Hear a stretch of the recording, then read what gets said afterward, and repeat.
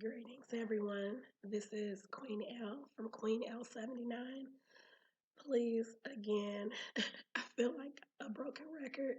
Please forgive my voice. I have officially lost my voice, but I was not going to let that keep me from um, bringing a message this evening because we are on the verge of entering into the Aries zodiac sign, and it goes from March 21st to April 19th or 20th, depending on the source that you're looking at. There are some sources that would feel like the Taurus sign begins on April 20th. Some of them feel like it starts on April 21st. So just depends on what you're looking at or the information that you've gathered. Nevertheless, the Aries sign begins on March 21st, and it's a fire sign. It's actually the beginning of the zodiac, if you're not aware. And fire signs are known to be bold and very passionate. And I'm just really looking forward to kickstarting the new year basically for the zodiac because of how Aries starts us off. So, without further ado, I did want to do a reading for the Aries out there, and let's get started. So, again, I'm using my Modern Witch Tarot deck. So, this is what that looks like. I purchased this on Amazon, and if you want some more information about this deck, please be sure to check out my last video where I did an unboxing of this deck, and I truly like it. It's so inclusive. It's full of ladies. There are lots of images of women and very diverse women as well. So check that out. This is from Lisa Sturl. And also, here is the guidebook for this one. So there's that. Again, um, forgive me for the voice, but I thought to myself at first that maybe I would um, postpone doing any videos until I get my voice back because I woke up and as poor as my voice was earlier this week, I woke up this morning and was like, whoa. But then I thought about it and I thought, you know what? I do not want to put off or postpone what I feel led or called to do. So that's why I'm here today. So I really appreciate you all bearing with me and joining me today. So without further ado, I've already prepped my deck, and for anyone who hasn't seen yet, this is what the backs of the cards look like. The cards on the backs are very representative of the four suits of the tarot deck. We have the swords, the wands, the cups, and the pentacles. And so I really love the imagery, and the cards are very vibrant as far as the colors that are exhibited as well. So Lisa Stroll did a really great job with this deck. So like I said, be sure to check that out. So I already blessed this deck and I want to get started. So I'm going to, as I'm talking, I'm going to pull a few cards that I feel these cards will be representative of what the members of the Aries zodiac sign can look forward to in this season, and also in this upcoming year. So this is for the Aries out there, okay? It's a message for you for this year and entering into your sun sign of Aries, okay? So I'm just gonna pull a few cards here. So I'll go over them.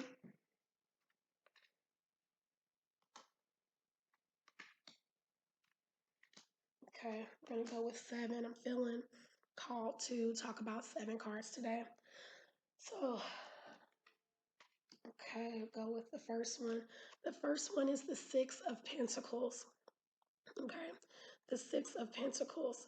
So, as you see with this card, like I said, there are women on all of the cards. This 6 of Pentacles, it represents gifts. So, just know that for one, we all have gifts and talents. We have gifts that were bestowed on us by our source, by the creator, and also that our ancestors are speaking to through us. And it's important that you do not sit on those gifts. It's important that you don't, regardless of what's going on externally, be it any type of conflict, be it whatever's going on, obviously, in the world today, that you don't sit on those gifts. You don't feel the need to quiet any of those gifts that you have within you because, or dim your light because of whatever's going on around you. Don't ever feel like that's what you need to do, because what we need from you, what the world needs, is that boldness that you possess to use it to let your light, that fire within you, to shine for all of us to see. Okay, we need that. The world needs that. So the next card is strength. So this is further indicative of just that boldness that I mentioned. You have this level of strength. That's one of the gifts that you possess, and it's important for you to use that strength to use whatever platform you have. A lot of times we don't feel like we have a platform. We base our platform off of views and likes and what society deems as being a VIP, or just places relevance on. And I'm here to tell you that you have a platform. There is someone out there, no matter how many people, one person, two people, 20, there is someone out there that needs to hear what you have to say, and they need to bear witness to the gifts that you possess. So tap into that strength that you have within you and use that to guide you, and to order your steps. So the next one we have is death. And I'll tell you what, a lot of times people, they use um, the some of the cards that have a negative reputation or connotation within the deck. Excuse me. They use some of these cards to, let me drink some of my tea.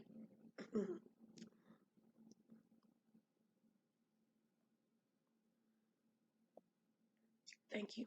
So they use some of these cards that have that negative reputation. Um, as like, oh, it says death. So, they take it so literally.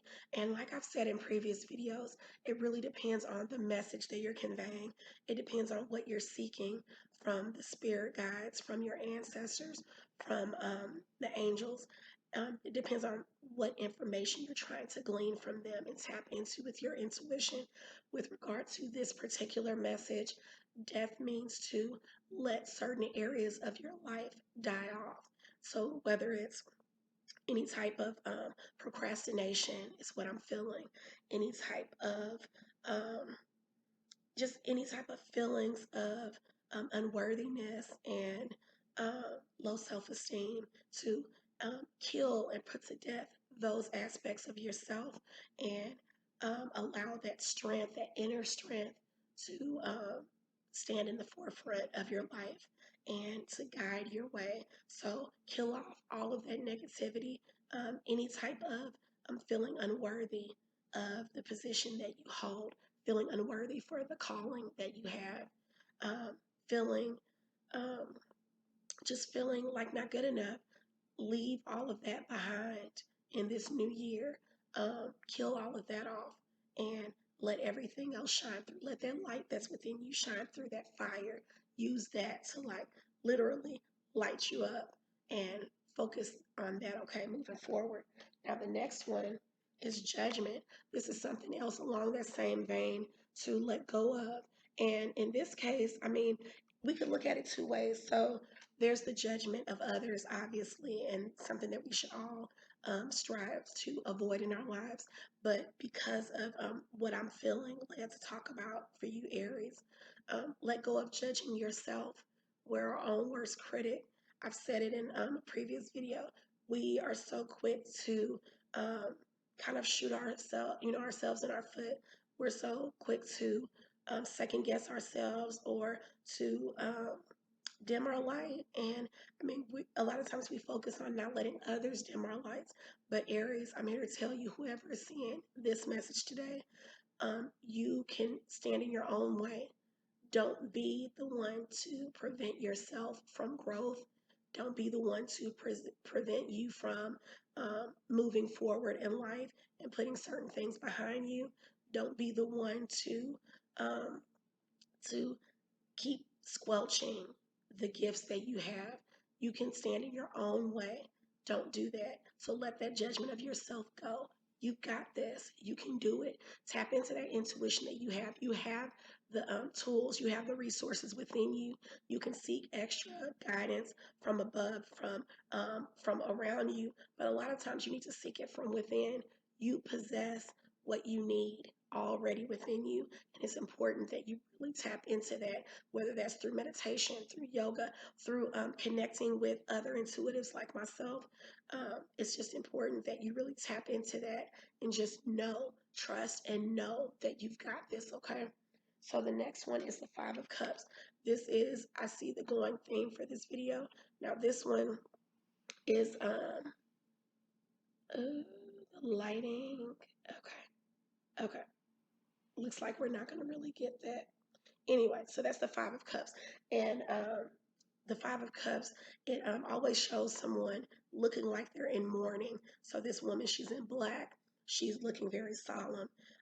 There are five cups around her. There are three that are spilled over in front of her, two behind her that are upright. This is a dual, like twofold message with that card.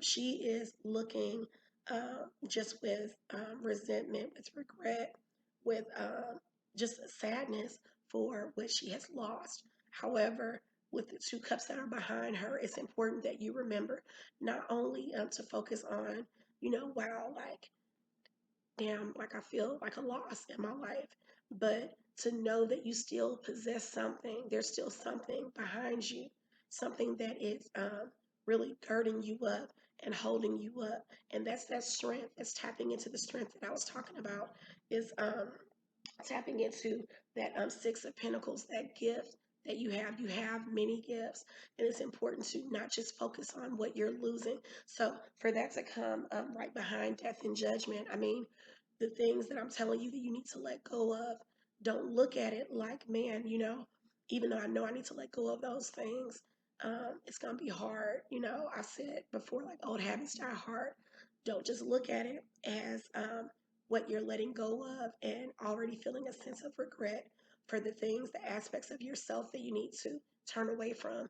But look at all that you stand to gain and what is remaining, and um, look to the future, and not so much on the past or even the present and what your current state is. Excuse me. Just look forward, because that is where your joy lies, is ahead of you, not behind you, okay? So the next one, this is the sixth card, the Magician. So this goes into those gifts again, okay? So the Magician, it's all about gifts, it's all about talents, it's all about tapping into that inner intuition, that insight, that fire that you possess in you. That's something that no one else really has. I mean, we can tap into an inner something, something that drives us, that driving force, but you were the ones that were given like that inner boldness. And that's something that is almost enviable by the rest of us. It's important that you use that power that you possess, use it to guide others, to be a leader for the rest of us. You are the first, you are the beginning of the zodiac. So let that word empower you and inspire you. Use your magic. I mean, we all have magic. We talk about Black girl magic. I'm all for it. We all possess some sort of magic. So it's important, if you're not aware of what your gifts are, I would say to stay prayerful and meditate, and those gifts will come to you. Think about what is passionate, what you're passionate about, rather. Think about where your interests lie. Think about the things that bring you joy, the things that you would do for free, the things that you could do every single day, the things that you almost want to go back to a childlike state, and think about the things that you used to love to do that maybe you kind of put on the back burner, to adults, basically, or that you just kind of thought like, oh, that was just, a fleeting like childhood thing, but now I'm in the real world. Think about those things. Those things, excuse me.